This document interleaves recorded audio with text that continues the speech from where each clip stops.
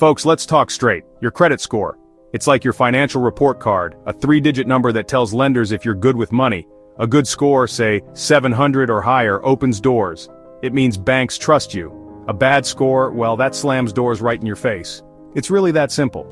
Lenders use this number to decide if they'll give you a loan for a car or a house. They also use it to set your interest rate.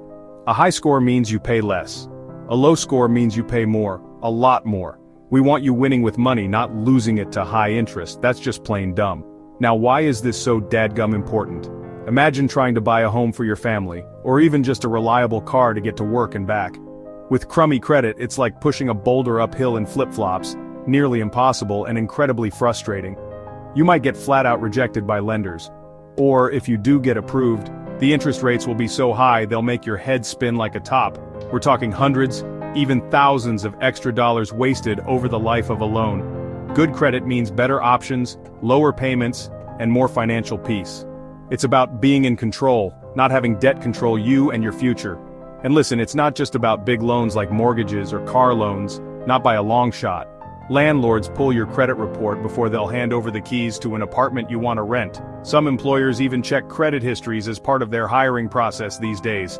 They see it as a sign of responsibility, a reflection of your character. Can you manage your commitments effectively? A good credit score tells them, yes, this person is reliable and trustworthy. So, taking charge of your credit isn't just about borrowing, it's about building a reputation of financial integrity. It's a cornerstone of your financial well-being, a key that unlocks opportunities for a better future. Don't let a bad score make you feel hopeless or ashamed. That's exactly what the debt industry wants you to feel. Trapped and defeated. But I'm here to tell you, you can fix it. Yes, you can take back control. It takes some grit, some know-how, and a solid plan.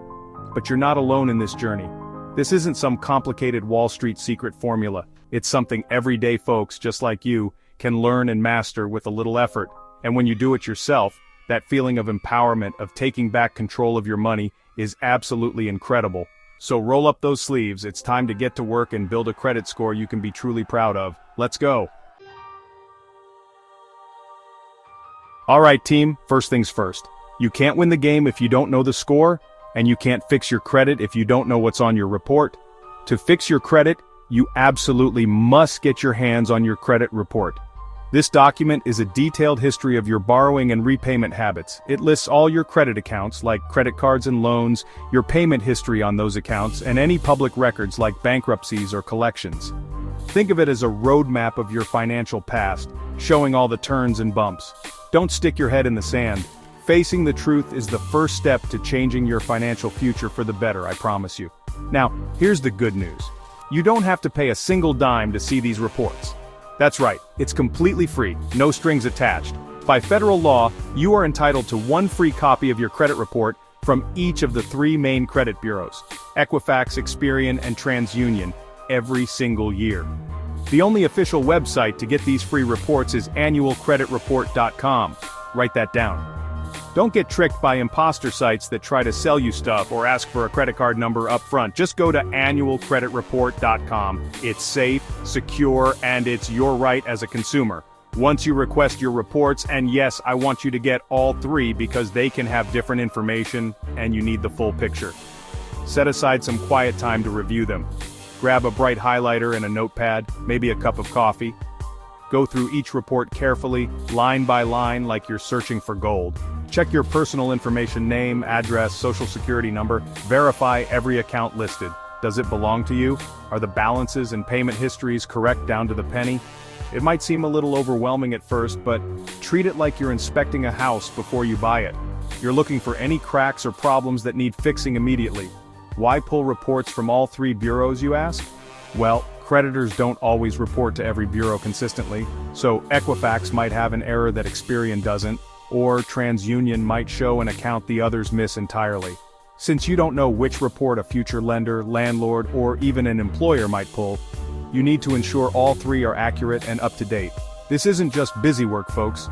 This is a critical step in taking control of your financial destiny. Knowledge is power, and these reports give you the knowledge you need to start making some serious positive changes in your life. So, get them and study them like your financial future depends on it, because it does. Okay, you've got your credit reports in hand. Now it's time to put on your detective hat and get to work. You are on the hunt for errors, and trust me, they are more common than you might think.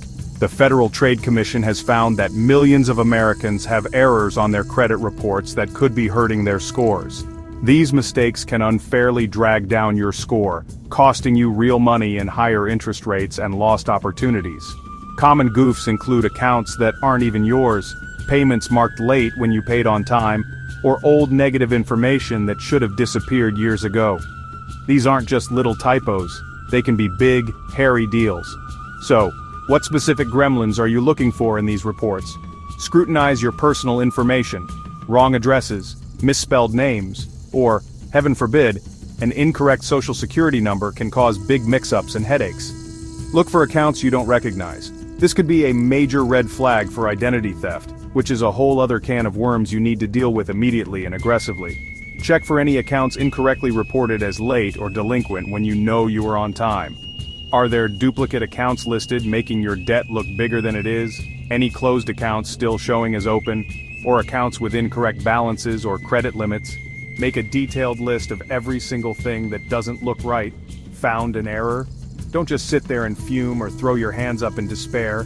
You have the power, under the Fair Credit Reporting Act, FCRA, to dispute incorrect information. This means you officially tell the credit bureau and the company that reported the information, hey, this is wrong and you need to fix it or remove it from my record.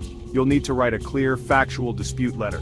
Explain exactly what the error is and why it's wrong. Include your contact information and clearly identify the account number or item in question on the report.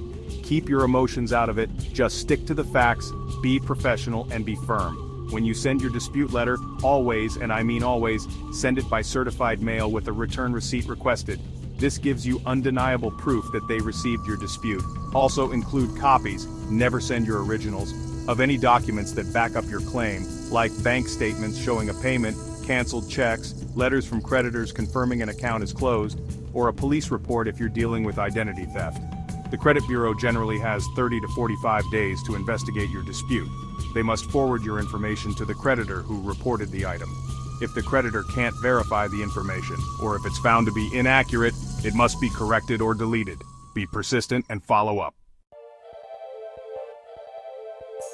Fixing errors is like pulling weeds from your financial garden. It's absolutely essential for a healthy start. But to grow a beautiful, strong credit score that blossoms, you need a long-term care plan and consistent effort. The absolute most important habit for a healthy score is paying every single bill on time, every month, no exceptions, no excuses. Your payment history is the biggest factor in your credit score, making up a huge chunk of it. Even one late payment can knock your score down significantly and stay on your report for years. So, set up automatic payments, create calendar reminders, stick a note on your fridge, whatever it takes to ensure those payments get there before the due date. This is non-negotiable, folks, if you want to win with money. Next up, let's talk about something called your credit utilization ratio. It sounds fancy and complicated, but it's simply how much of your available credit you're using, especially on those pesky credit cards. If you have a card with a $10,000 limit and you owe $5,000, your utilization is 50%. Lenders get nervous when they see high utilization. They want to see this number below 30%, and honestly, even lower is better for your score. So, the game plan is to aggressively pay down those credit card balances. Stop using them if you're struggling to pay them off.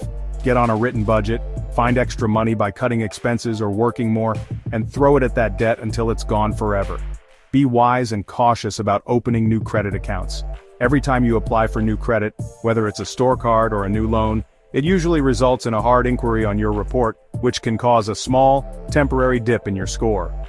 Only apply for new credit when you genuinely need it and have a plan for it, not just because you got some tempting 10% off offer in the mail. Also, think twice before closing old credit card accounts, especially if they don't have annual fees and you've managed them well. A longer credit history generally helps your score, and closing old accounts can shorten your history and potentially increase your overall credit utilization if you carry balances on other cards. Be strategic. I hear from folks all the time who've done this themselves and changed their lives. Take Mark from Texas, for example. He was drowning in debt, his credit score was in the tank, and he felt like a complete failure. But he got mad enough to change his circumstances. He got his reports, disputed several errors and successfully got some removed, then buckled down with a vengeance. He used the debt snowball method to pay off his credit cards one by one. He was intensely disciplined about making all his payments on time.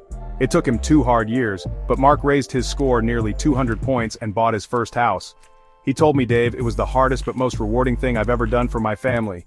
You can have that same victory. It's about taking control one step at a time. You got this.